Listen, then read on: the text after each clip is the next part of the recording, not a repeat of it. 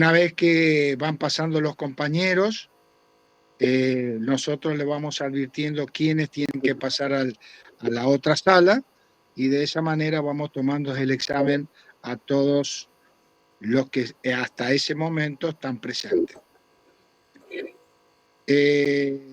Por eso recomendamos una cosa fundamental. Primero, estar presente a las 16 horas. Posiblemente tengamos algún problemita para el ingreso, pero estén todos a esa hora. Tomamos asistencia y los que están presentes allí son los habilitados para el examen. O sea, el que se presenta una hora después no va a estar habilitado para el examen, ni 15 minutos después, ni 20. Si queremos saber, con los problemas que hemos tenido en otros exámenes, si es que están inscriptos en otras mesas cuyos horarios coinciden con la nuestra, cosa que nosotros desconocemos los horarios de las otras mesas, nos adviertan al principio cuando se toma asistencia, a los fines de nosotros ver la posibilidad de tomarles el examen con anterioridad para que ustedes puedan estar habilitados, puedan llegar con tiempo a la otra mesa. ¿Entendieron bien hasta allí? En razón de que hemos tenido circunstancias donde hay gente que se inscribió en ambas mesas, que empiezan en un mismo horario y no saben en qué mesa le van a tomar primero el examen y tienen miedo de perder la mesa. Nosotros tratamos de hacerlo de esa manera para que tengan la posibilidad de rendir en las demás mesas que se hayan inscrito. Estamos ahí, o sea que estén a las 16 horas, estén presentes y adviertan quienes tienen prioridad por tener otra mesa. Si es que en la otra mesa no rinden antes, no hagan saber a la coordinadora que va a llevar ese listado de ustedes y le dirán a ver qué horario podrán ingresar a nuestra mesa. Trataremos de solucionar sobre la marcha porque nosotros desconocemos los demás horarios de mesas ni en qué materia se han inscrito ustedes. ¿Estamos hasta ahí? ¿Sí? ¿Alguna pregunta sobre el examen, sobre la presencia? ¿Cómo va a ser el examen? El examen es de esta manera. No sé si alguien levantó la mano, posiblemente le conteste antes que pregunte. El examen, una vez que ingresan a la mesa, como ustedes son alumnos regulares, no así los alumnos libres que pueden estar escuchando esta clase, tienen el derecho de elegir un tema, cualquiera de las 11 bolillas. Eligen el tema, si es que quieren, y comienzan hablando de ese tema. La mesa le preguntará de ese tema o de los demás temas que integran la materia. Los alumnos libres no tienen ese derecho y le aclaro que los alumnos libres rinden ese día, rinden el examen escrito. El examen escrito que deberán aprobarlo para pasar al oral. Es decir, que ese día 3, los alumnos libres no rinden ningún examen oral conjuntamente con los regulares. Aclarado eso, porque hay alumnos que están esperando ingresar los libres y esos no están habilitados para el examen del día 3, porque requieren previamente tener aprobado el examen escrito, que tienen que aprobarlo ese día. ¿Estamos hasta ahí? ¿Alguna pregunta más sobre el tema del examen?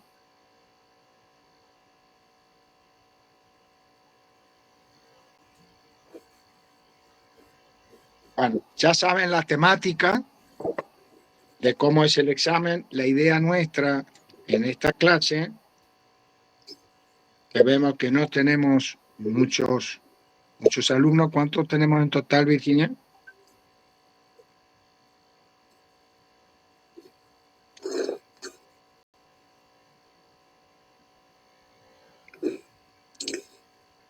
Yo le hago una pregunta a los que están... 15 tenemos, doctor. 15, bueno, los 15 que están, la idea de ustedes es presentarse en la mesa de examen del día 3. Sí, sí, sí, yo sí. Bueno, Sí, profe. Sí, profesor. Sí, sí, sí. puede ser que algunos no tengan la idea, Sí, pero bueno, profesor. quieren escuchar, tienen todo el derecho a hacerlo. Bueno, Buenas tardes, profesores. Yo quería aclarar, bueno, yo no me voy a presentar en esta mesa, pero que está muy buena esta aclaración porque yo en marzo, cuando me quise presentar a rendir, había chicos que decían que para los regulares era solamente 2 bolillas a elegir, como decía usted, los regulares, pero lo que usted está aclarando acá, que si bien podemos arrancar nosotros poniendo una bolilla, se puede hacer pregunta de cualquier otra bolilla, que no es así que solamente se puede elegir 2. Está muy buena su aclaración que se puede preguntar sobre no, cualquier otra bolilla.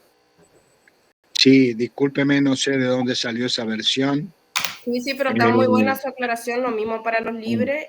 Cuando, Yo rendí libre una materia y no sabía cómo era la modalidad y hasta que llegué a rendir libre y ahí supe que es todo de todo. Hay que estudiar todo muy bien. el sistema de regularidad que tiene la universidad, un caos, es que el examen regular, que ahora se está haciendo oral a casi todas las materias, es de toda la materia.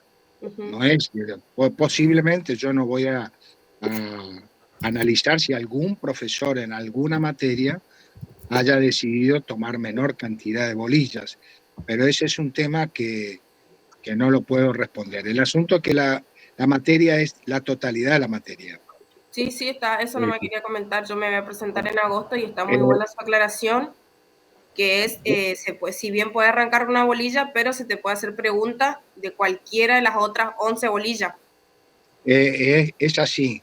Por eso nosotros en esta oportunidad, en estas clases de apoyo, Ay, Dios. nosotros lo que queremos es circunscribir la materia en los temas que nosotros creemos más importantes, porque ustedes ya aprobaron en el cuatrimestre la materia, ya rindieron los prácticos, ya rindieron los parciales.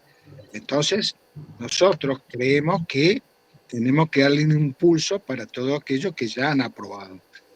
Sí. El sistema es así, nosotros no lo hemos inventado, de la cual nosotros nos amoldamos al mismo y por eso damos esta clase de apoyo.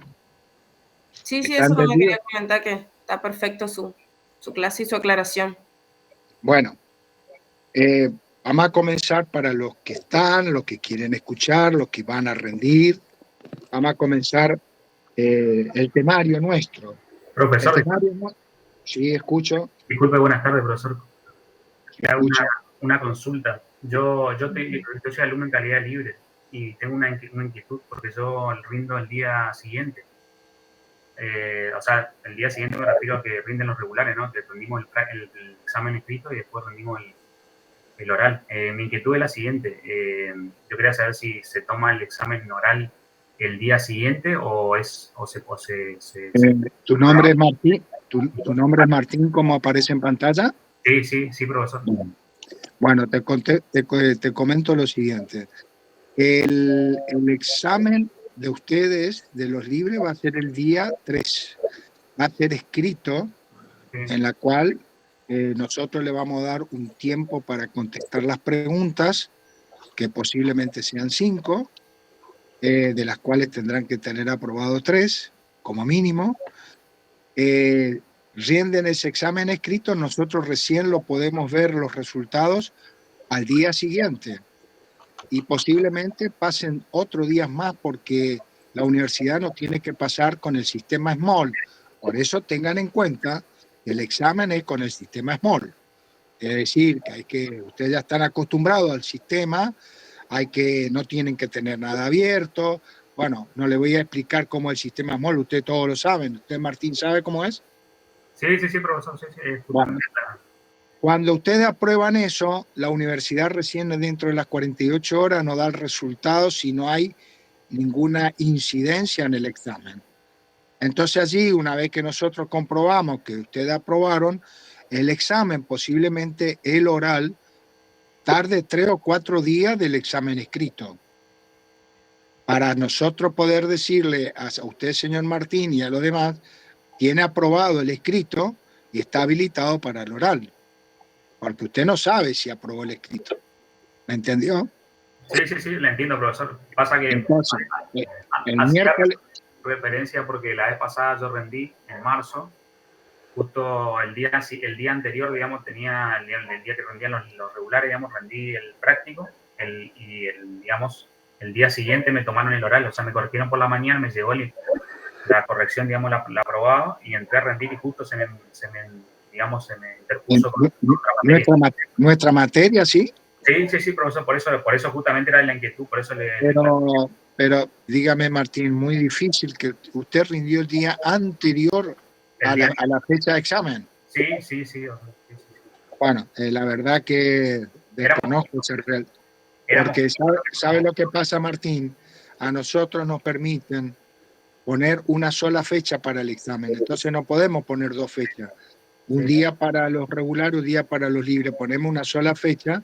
Entonces, esa fecha es para los alumnos regulares el oral y el escrito para los alumnos libres. No pueden rendir oral ustedes porque no le podemos poner otra fecha anterior.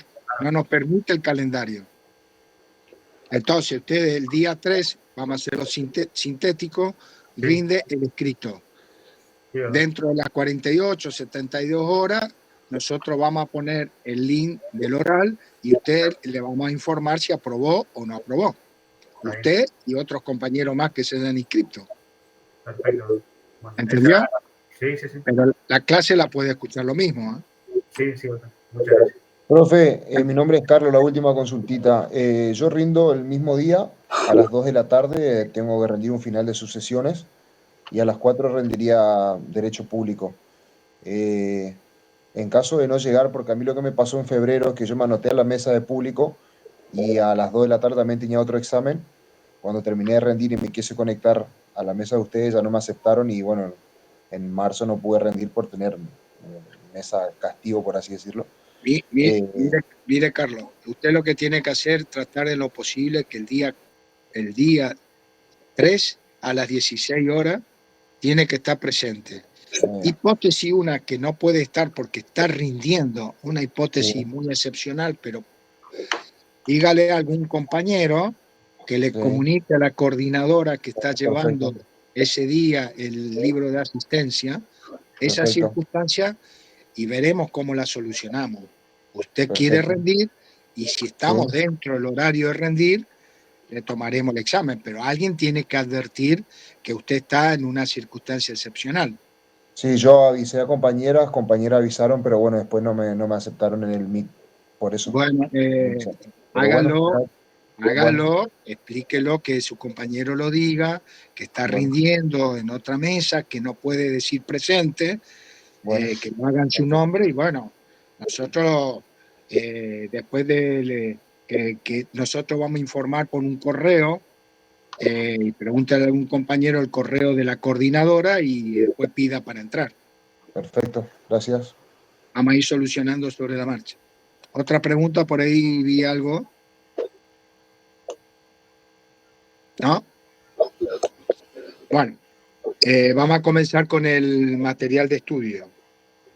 La primer bolilla que nosotros tenemos es de el derecho público provincial, municipal, conceptos, y luego el punto 2 habla de las fuentes. Nosotros a los fines ¿me escuchan bien ustedes, no? ¿Sí? María Virginia, ¿se escucha? Bueno, a los fines de definir la materia nuestra de Derecho Público Provincial, recordemos que la misma tiene su origen en un libro que escribió ya en 1852 Alberdi, que fue el que puso como objetivo al estudiar las relaciones provinciales elementos del derecho público provincial. Desde allí aparece ya como una materia autónoma dentro de la rama del derecho nuestra materia, que justamente se llama derecho público, provincial y en algunas universidades le agregan y municipal. Indudablemente que la relación y definición de nuestra materia es la regulación, o es la rama del derecho que regula las relaciones del Estado Nacional con los estados provinciales y municipales, su organización política, su relación de coordinación, subordinación, y todo lo que hace también a los derechos de las provincias, su organización constitucional, y también a los municipios y su organización estadual. Hay algunos que la definen como únicamente como una cuestión constitucional provincial, porque prácticamente toda nuestra materia radica en el estudio o la organización política constitucional tanto de las provincias como de los municipios. Para poder entender y definir la materia, si ustedes hacen una relectura de las 11 bolillas, se van a dar cuenta que primero tenemos la primera bolilla que habla de la relación del Estado con las provincias, con el municipio, y luego entramos de lleno a la organización política de los estados provinciales. Hablamos siempre de los municipios del NEA, es decir, hacemos nosotros una prioridad porque no podemos estudiar las 23 organizaciones estaduales más la Ciudad Autónoma de Buenos Aires, sino damos prioridad a las provincias del NEA y en particular a la provincia del Chaco. ¿Por qué? Porque donde está enclavado nuestra Universidad La UNCAU es aquí, y donde le damos una prioridad a la provincia del Chaco. Además, no solamente por donde está enclavada la universidad, sino la provincia del Chaco tiene alguna originalidad dentro de las provincias por su constitución de avanzada ya de 1957, sino también por haber instaurado dentro de su sistema constitucional algunos institutos de avanzada y que luego fueron incorporados a la Constitución Nacional, más allá como es las acciones de amparo que luego vamos a analizarla. Las fuentes del derecho, o sea, las fuentes formales, tenemos las fuentes, lógicamente, que es de la Constitución Nacional, los tratados internacionales, ubicados en el artículo 75, inciso 22, las leyes federales, las constituciones provinciales, el estatuto propio de la ciudad autónoma. Bueno, todo eso está reglado o enumerado en nuestro programa, cuáles son las fuentes de nuestro derecho. Uno tiene que determinar qué son cada una, qué es la Constitución Federal, indudablemente que no es nada complicado para un alumno poder definir el organigrama o la columna vertebral de la jerarquía de normas que establece el artículo 31 de la Constitución Nacional, es decir, que es la Constitución, los tratados internacionales, el reglamento constitucional y así sucesivamente. Esto lo establece nuestro programa en forma, si ustedes van leyendo, va describiendo cuál es el orden de jerarquía de normas y cuál llegamos, en último lugar, a las cartas orgánicas municipales y a las leyes municipales. Y por último, un tema que no deja de ser importante para la resolución de casos, que es la jurisprudencia, que son los distintos fallos de los tribunales, tanto provinciales como nacionales.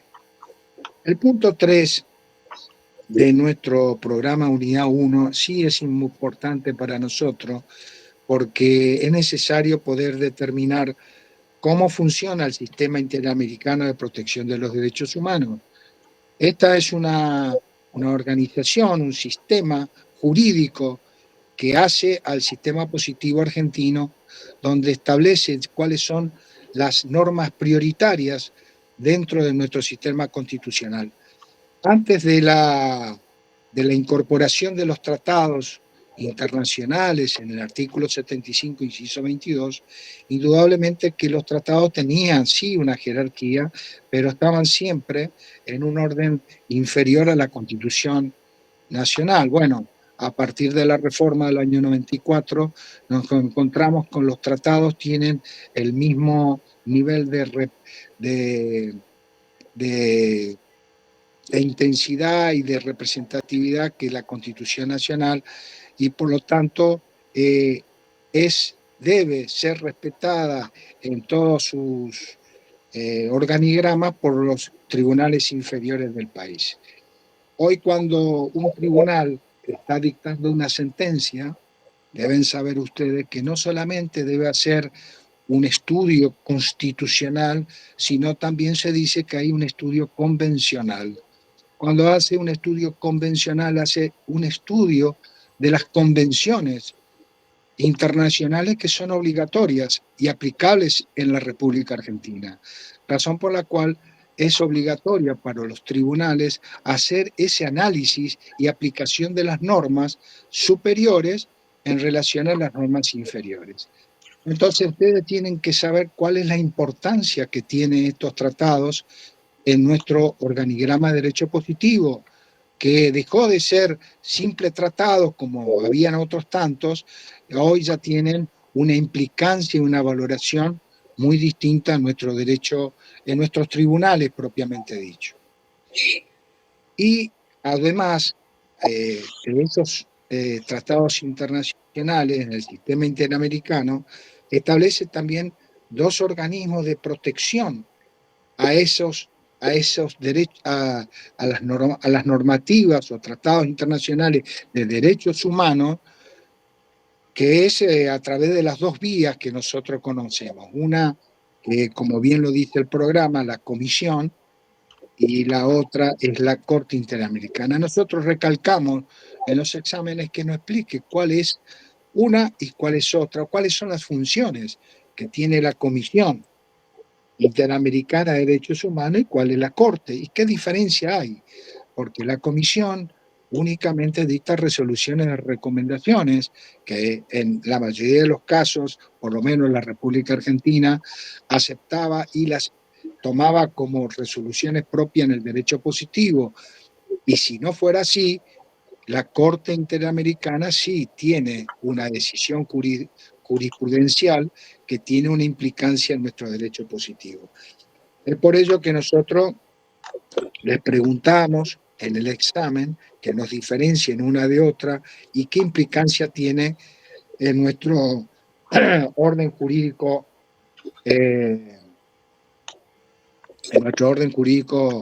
positivo acá de la Argentina. En la última parte dice su implicancia, incidencia en la provincia, en los municipios. Bueno, lógicamente que no solamente todas estas decisiones, resoluciones internacionales, no solamente se aplican a nivel nacional, sino tienen injerencia en las provincias y lógicamente en los municipios. Los municipios no pueden ser ajenos a todas estas decisiones internacionales que pueden tener aplicación directa en determinadas funciones municipales o en el ejercicio del poder municipal propiamente dicho. Esto es una síntesis de la bolilla 1.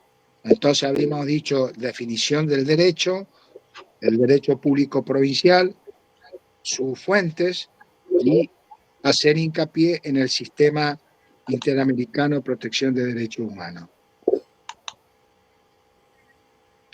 La bolilla 2, que habla del poder constituyente, originario, derivado, en las provincias, el municipio y el procedimiento para la reforma de la Constitución provincial, nosotros allí hacemos hincapié para que nos diferencien que hay la distinción entre el poder constituyente originario y el poder constituyente derivado. Es sabido que en toda organización política jurídica de toda nación, al transformarse en un Estado, se organiza jurídicamente y aparece ese poder constituyente, que por ser el primigenio para la organización política se denomina poder constituyente originario. Originario, ¿por qué? Porque no había otro con anterioridad, y de esa manera esa nación se organiza jurídicamente en un Estado. Es lo que se denomina el dictado o la sanción de su primera constitución. En esa primera constitución, donde se organiza políticamente, también establece los límites de su poder, de su organización política, y establece cómo va a ser después reformada, parcial o totalmente su propia constitución.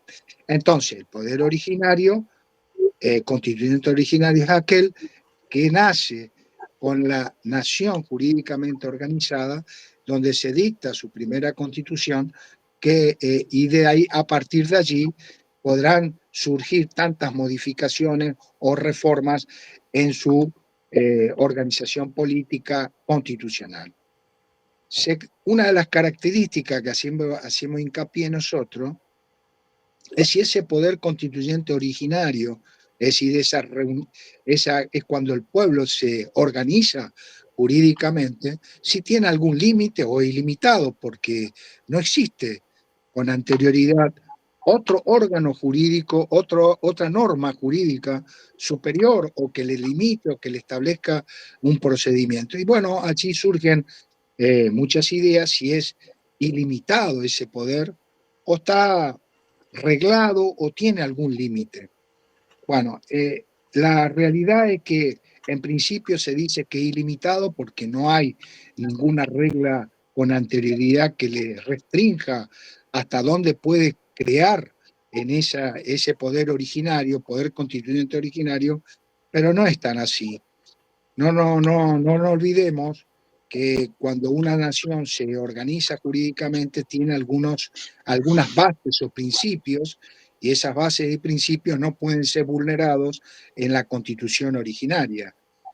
Fíjense que la nuestra, si ustedes leen el preámbulo, establece conforme a los pactos preexistentes, es decir, establece, no obstante, que existió algunos acuerdos que estableció unos determinados valores y formas de organización política, razón por la cual los originarios de aquel 1853 no podían hacer una constitución monárquica o una constitución totalmente totalitaria o una constitución sin división de poderes. Es decir, tenía límites que se había dado en los pactos preexistentes y en los valores que existían allí. A diferencia del poder constituyente derivado, que justamente deriva de aquel poder originario, las reformas, sean parciales o total, de la Constitución, tienen límites. ¿Cuáles son los límites? La Constitución anterior. Lógicamente que puede ser reformada en su totalidad, pero siempre hay un límite. Y el límite está en que esa Constitución originaria le establece un modo y forma de hacer la reforma. No pueden hacerla como quieran y de la manera que uno quisiera. Establece una regulación, y esa regulación importa un límite al ejercicio de ese poder constituyente. En el mismo temario, uno de los puntos más importantes que tenemos en esta bolilla es el de las reformas constitucionales provinciales. Cuando nosotros empezamos a definir la materia, dijimos que era la regulación de las constituciones provinciales y su relación con el Estado nacional y el Estado municipal. Las constituciones provinciales que se han dictado en el NEA, o sea, las 4 provincias que nos nuclea, tienen procedimientos para su reforma. Y nosotros hacemos hincapié en la de la provincia del Chaco. ¿Por qué? Porque es muy original, de la cual además algunas constituciones, aún la de Corrientes y la de Misiones y Formosa, tienen un sistema parecido pero no igualitario a la provincia del Chaco. Nuestra Constitución del Chaco establece en forma expresa cómo se puede reformar la misma, tanto total o parcialmente. Cuando nosotros le preguntamos a todos cómo puede ser reformada la Constitución o qué se requiere para ser reformada la Constitución de la provincia del Chaco, le hacemos hincapié que primero ante todo se requiere la declaración de la necesidad de la reforma. La declaración de la necesidad de la reforma la tiene que hacer la legislatura de la provincia del Chaco. ¿Quién puede tener la iniciativa? Y bueno, la iniciativa puede surgir del propio Poder Legislativo, puede surgir del Poder Ejecutivo o puede surgir también del pueblo, que hagan una petición concreta para una reforma constitucional. Eso es la iniciativa que se plantea ante el Poder Legislativo. El Poder Legislativo tiene que declarar la necesidad de la reforma. Esa declaración de necesidad de reforma, estamos hablando de la Constitución, que es la ley de las leyes de una provincia, no se reforma tan fácilmente. Se requiere para declarar su necesidad, la necesidad de la reforma y los temas, materias de la reforma, una mayoría especial. Y esa mayoría especial son como establece el artículo 209, establece las 3/4 partes de la legislatura. La 3/4 parte de los legisladores equivale al 75% de sus legisladores en su totalidad. Ellos deben aprobar la declaración de la necesidad de la reforma. En esa declaración de la necesidad de la reforma deben establecerse cuáles los puntos de la Constitución que ha de ser materia de reforma. No puede ser una carta abierta, vamos a reformar toda la Constitución y no dice cuáles son los artículos en particular que deben reformarse y cuál va a ser el debate en concreto sobre la reforma. Debe establecer cuáles son los articulados que serán materia de tratamiento para la reforma. Establecida o sancionada la declaración de necesidad de la reforma, aparece una segunda etapa que es la de designar a las personas o electores, digamos, que van a determinar posteriormente la aprobación o no de la reforma, que es lo que se denomina la convención constituyente.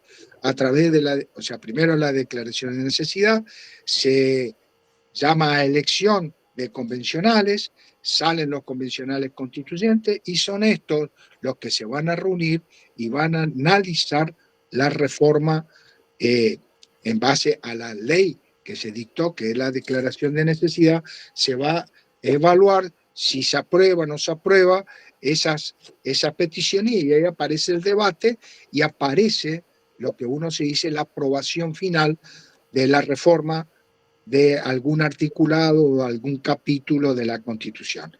O sea que es la Convención Constituyente la que termina por aprobar esa reforma.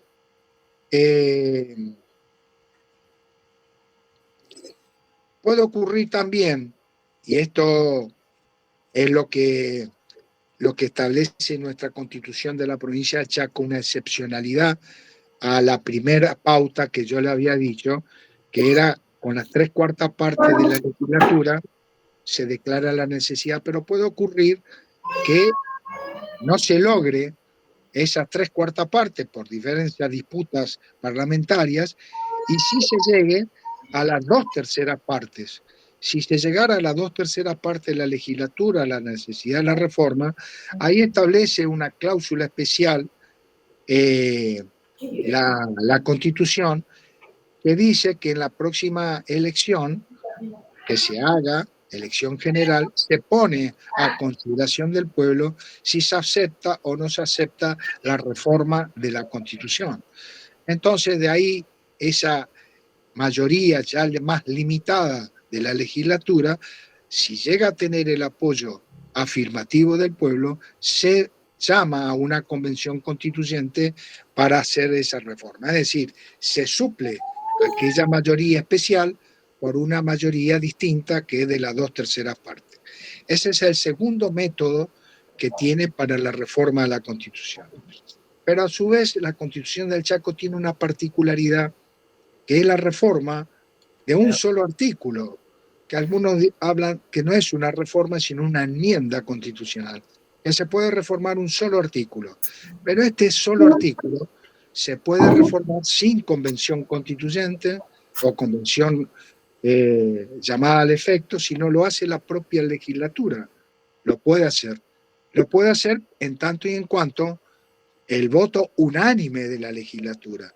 Si la totalidad de los legisladores provinciales, caso del provincial Chaco, son 32, votaran unánimemente la reforma de un artículo de la Constitución, se acepta, digamos, esa reforma de un articulado.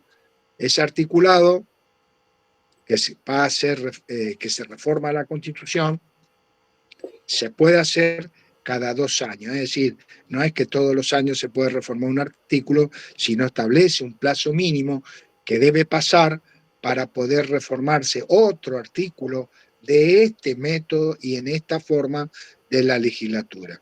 Entonces, lean bien, hagan hincapié cómo es la reforma total o parcial de la Constitución y cómo es la reforma de un articulado de la Constitución sin convención constituyente, sino a través de la propia legislatura.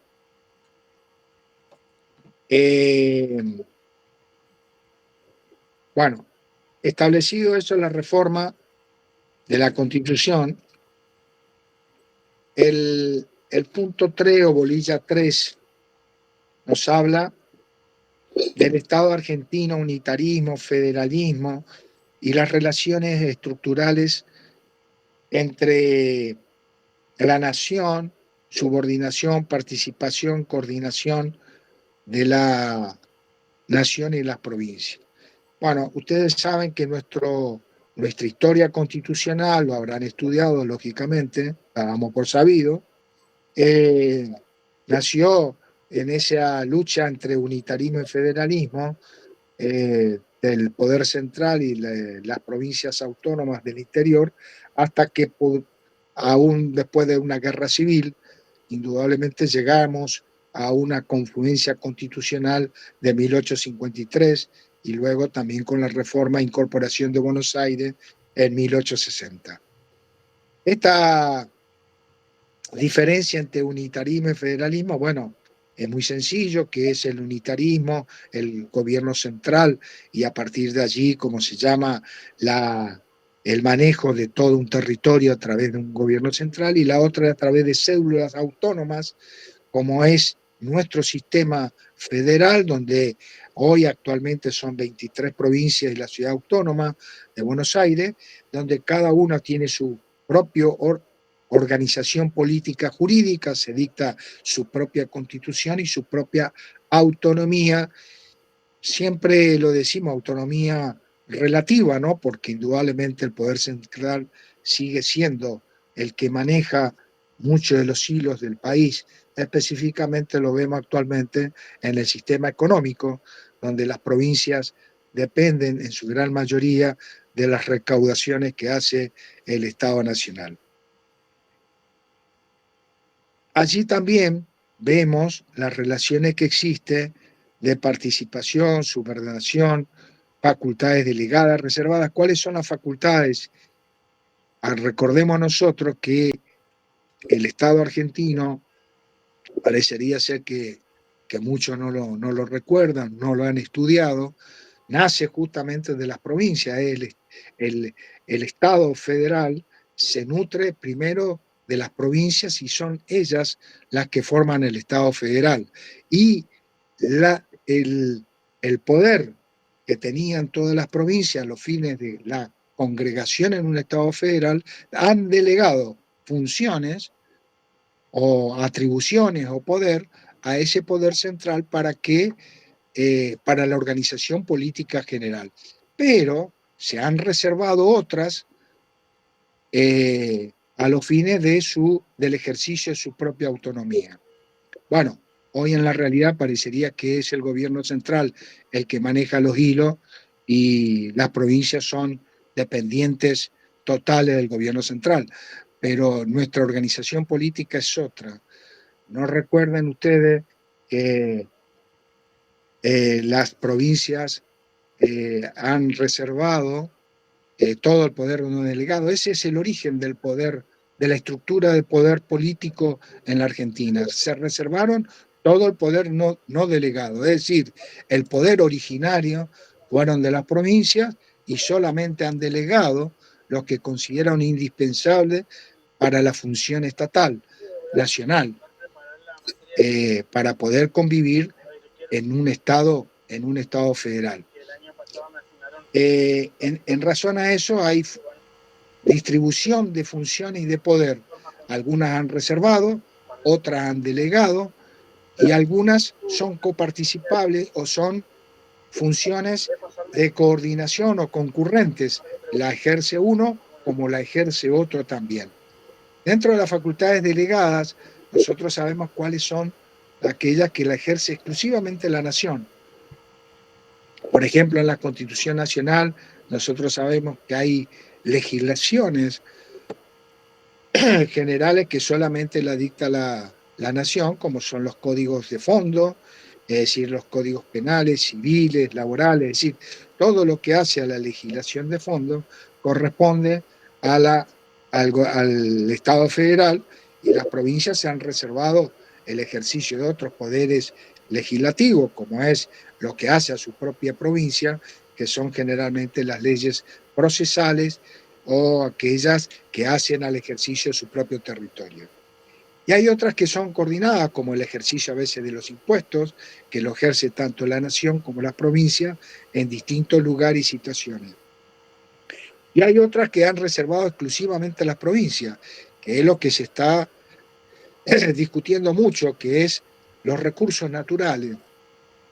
Los recursos naturales, donde hoy se discuten leyes nacionales, cómo el Estado Nacional puede disponer a veces de los recursos naturales cuando las provincias se han reservado para sí los recursos naturales propios en sus territorios.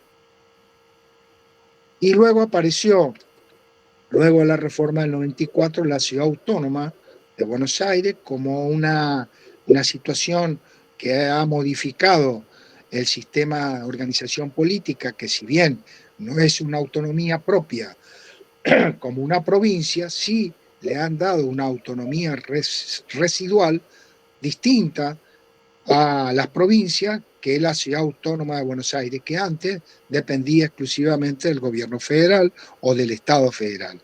Entonces hoy ya tenemos 3 sistemas de organización política en nuestro país. El sistema, mejor dicho, serían 4. Un primer sistema que es el Estado federal, el segundo que son las provincias, el tercero que es la Ciudad Autónoma de Buenos Aires, que tiene su particularidad y que no es provincia, y el cuarto sistema son los municipios, que son las células principales dentro de los sistemas provinciales. Y otro tema que también hacemos hincapié en esta bolilla son las causales de intervención federal. Ustedes recuerdan que el artículo 5 de la Constitución Nacional es la garantía republicana que tiene el Estado Nacional, que reconoce, digamos, la autonomía de las provincias en tanto y en cuanto se respeta el sistema republicano federal, el sistema de la enseñanza primaria, etcétera, etcétera. Es decir, es una garantía que en algunos casos y por circunstancias especiales se puede intervenir una provincia, se puede intervenir un poder o se puede intervenir la provincia. Es una situación de excepcionalidad que tenemos que analizarla en qué casos y por qué causales extremas se puede dar una causal de esta magnitud. En relación a la bolilla 4, de la cual habla en forma genérica de todos los derechos particulares. O si querés pasármela y te hago un par de preguntas relacionadas con tu universidad. Está arreglado en la Constitución Nacional, en la Constitución Provincial, específicamente en la Constitución del Chaco, que es muy rica en la forma y modo que trata todos los derechos. Habla del derecho a la vida, el derecho a aceptar o rechazar determinados tratamientos médicos, el derecho a la libertad física. Bueno, todos estos derechos que están reglados constitucionalmente, nosotros lo tenemos que analizar desde el punto de vista constitucional.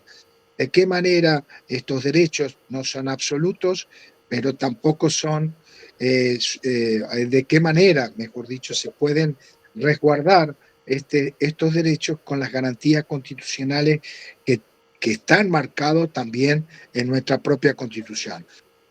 Si bien existen leyes nacionales que así lo hacen, como hace el derecho de la salud, el derecho a la vida, la integridad o el derecho políticos, etcétera, siempre tenemos que analizarlo desde un punto de vista constitucional a los fines de poder eh, analizarlo en profundidad y saber cuáles son los alcances y los límites de esos derechos. Es por eso que nosotros en estos puntos hacemos mucho hincapié en las garantías constitucionales, porque para que esos derechos puedan realmente ser respetados y salvaguardados los mismos, debemos recordar que tenemos que tener garantías que así lo hagan. Y esas garantías, porque si no es un derecho muerto, que nunca tiene garantías que puedan ser, digamos, cuáles son los medios garantistas para poder salvaguardar esos derechos. Y es así que en el punto al final de la bolilla, nosotros tenemos las garantías del debido proceso, derecho de defensa, y tenemos tres acciones que para nosotros son sustanciales. Una es cuando hablamos de la acción de amparo, una es cuando hablamos del habeas corpus y otra es como hablamos del habeas data. ¿Qué es lo que se resguarda o qué es lo que se protege a través de estas garantías? Bueno, si ustedes releen el artículo 19 de la Constitución del Chaco, donde ahí establece en forma clara cómo procede, qué es en definitiva el habeas corpus, la acción de habeas corpus, porque realmente es una acción, establece que toda persona detenida sin orden emanada en legal forma de autoridad competente, por juez incompetente o por cualquier autoridad, arbitrariamente se le negare y privar, restringir o amenazar de la libertad, podrá por sí o por terceros, sin necesidad de representación, promover acción de habeas corpus. Entonces, el habeas corpus es el medio por el cual toda persona que ha sido detenida, dice, sin orden de manera legal forma, en forma ilegítima, puede recurrir a esta acción a los fines de resguardar su libertad ambulatoria. Recuerden siempre que la acción de habeas corpus es a los fines de la protección de la libertad ambulatoria. ¿Cómo lo puede hacer? Ante cualquier juez letrado. ¿Tiene una competencia asignada? No. Cualquier juez letrado de la provincia tiene la obligación de entender en una acción de habeas corpus que se le plantee. ¿Es necesario que la plantee el propio perjudicado? No, porque puede ser que si está detenido es muy difícil que pueda plantearlo él mismo. Cualquier persona lo puede hacer. ¿Se requiere representación? No, es una acción que no tiene formalidad. Si bien existe una ley que regula cuál es el procedimiento que debe llevar el juez para poder resolver el habeas corpus, para su forma de plantearlo no tiene formalidad alguna. ¿Qué debe hacer el juez del habeas corpus? El juez de habeas corpus de ameritar de que el planteo tiene determinada seriedad, porque habrá miles de planteos que no lo hagan, deberá requerir a través de una orden de que se le informe en forma inmediata cuáles son los motivos o las causas que han sido detenido una persona y a la autoridad competente, y esa autoridad le deberá informar en forma inmediata al juez si esa persona ha sido detenida, cuáles han sido los motivos de su detención. Si entendiera el juez que esa detención no reúne los recaudos legales para haber sido realizada, ordena la inmediata libertad.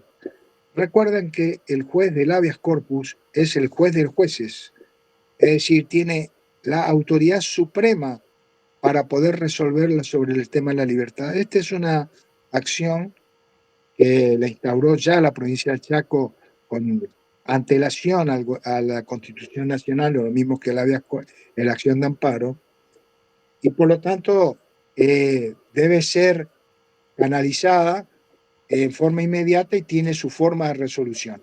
¿Y cuáles son los otros medios? O sea, primero hemos dicho que era el reparador, es decir, se produjo una acción en concreto, entonces yo planteo la acción de habeas corpus, pero puede ocurrir también que digamos, la amenaza, haya solamente una amenaza a su libertad ambulatoria. Entonces también puedo plantear un habeas corpus que es lo que se denomina el habeas corpus preventivo. Previene una situación amenazante de su libertad ambulatoria. Entonces se puede plantear también el habeas corpus. Y existe también un habeas corpus correctivo, que es para aquel que está detenido legítimamente, pero en su encierro se han agravado sus circunstancias o su encierro en sí mismo, que es para todos aquellos detenidos o condenados que están en una situación de encierro privado de la libertad, donde él mismo se ha transformado, se transforma en un encierro, digamos, injusto o que constituye un agravamiento de la situación que estaba con anterioridad. Entonces, uno puede plantear ese habeas corpus correctivo, que es a los fines que el juez del amparo analice si las medidas que se le han impuesto a ese detenido constituyen un agravamiento injustificado de su encierro o no, y si lo fuera así, dictará la medida para subsanar esa violación a esa garantía constitucional. La otra vía que nosotros habíamos visto, que también establece nuestra Constitución, es el provincial en ese artículo 19, es la acción de amparo.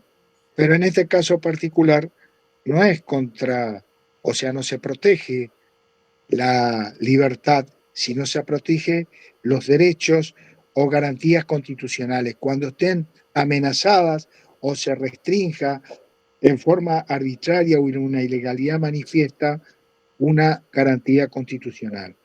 De esa manera yo puedo recurrir o acceder a la justicia mediante la acción de amparo, de la misma forma que lo ha hecho o que lo puede hacer, mejor dicho, con el habeas corpus. Ante cualquier juez, ante cualquier tribunal, recurro, cualquiera sea la materia de la controversia, y pedir amparo por la restricción a ese derecho o garantía constitucional. ¿Qué se tiene que producir? Y procede, dice la normativa, lean ustedes el artículo 19 de la Constitución, contra todo acto u omisión de autoridad o particulares. O sea, también pueden ser particulares que realicen un acto de omisión y restrinja, altere o amenace o lesione en forma inminente un derecho o una garantía constitucional, puedo plantear esa acción de amparo. Ante cualquier juez, o sea, la competencia también es universal, se plantea, sea este tribunal unipersonal o colegiado, y el juez del amparo resolverá la procedencia o no de la petición y, lógicamente, que ordenará las medidas de rigor. Y la otra vía que nosotros también teníamos de protección de derechos, que ya no es ni la libertad, ni los derechos y la garantía, sino es el derecho a la información, que es a través de la vía data. Es decir, cuando una persona quiere saber cuál es la información que de uno tiene algún organismo oficial o privado, y sabe que tiene una información sobre uno, pero no sabe si esa información es fidedigna o para qué fines es utilizado, puede pedir también utilizar esta garantía constitucional, que es el habeas data, que es mediante la cual pretendo que se me informe cuáles son los datos informativos sobre mi persona que tiene un organismo público o privado. Aún el juez del habeas data deberá requerir a esos organismos donde la información lo pide la parte, y una vez que se le haga conocer al peticionante la información, este puede pedir alguna rectificación porque puede haber errores en la información que detenta algún organismo. Entonces, a través de esta acción, yo puedo pedir que se rectifique información que existe sobre mi persona, sobre mi trabajo, lo que sea, que no sea la real y efectiva, y que ese organismo, si es que tiene derecho a tener esa información, la tenga en forma correcta. Bueno, estas son las tres medios de garantías constitucionales que contamos para defensa de nuestras garantías constitucionales: el habeas corpus, el amparo y el habeas data. Entendemos siempre en el examen que son importantes porque ustedes van a ser abogados dentro de poco tiempo, y lógicamente que esto es lo que las consultas o los medios legales que ustedes podrán tener para la defensa de sus litigantes o de sus partes cuando le vienen a reclamar sobre un estado de detención o de ilegalidad o la restricción de algún derecho en particular, y tener que saber cómo plantearlo, dónde plantearlo y para qué sirven. Eso es en síntesis estas 4 bolillas que me he referido. ¿Alguna pregunta sobre estas 4? Porque es la que me voy a referir. Ahora va a pasar el doctor Nicolás a seguir con el tema. ¿Alguno de los que están escuchando? Yo quería preguntar, profe, con respecto a la Corte Interamericana de Derechos Humanos, la sentencia que emite la Corte en un caso que llega a la Corte luego de que pasa por la Comisión Interamericana, ¿es de cumplimiento obligatorio para el Estado argentino? Bueno, el tema se ha planteado muchas veces en jurisprudencia sobre de qué manera y tiene su incidencia en nuestro derecho positivo esa sentencia. La Corte Suprema ha variado, en algunos casos ha sostenido de que la autonomía jurídica del país siempre está en cabeza del máximo poder, que es la Corte Suprema, y no existe un tribunal superior que pueda, digamos, hacer variar una jurisprudencia de la Corte. Pero debemos recordar, como ya lo dije con antelación, que los jueces tienen la obligación de hacer ese estudio convencional. Y cuando yo tengo que hacer un estudio convencional, no solamente hago un estudio de las convenciones, sino de la interpretación y de la aplicación de esas convenciones. Entonces, el problema de nuestro derecho positivo es que nosotros hemos firmado y tenemos, digamos, dentro de una constitución, de jerarquía los tratados, y también dentro de los tratados está la Convención Americana, donde establece la forma de llegar en última instancia a la Corte Interamericana. La República Argentina siempre ha tenido, digamos, la aplicación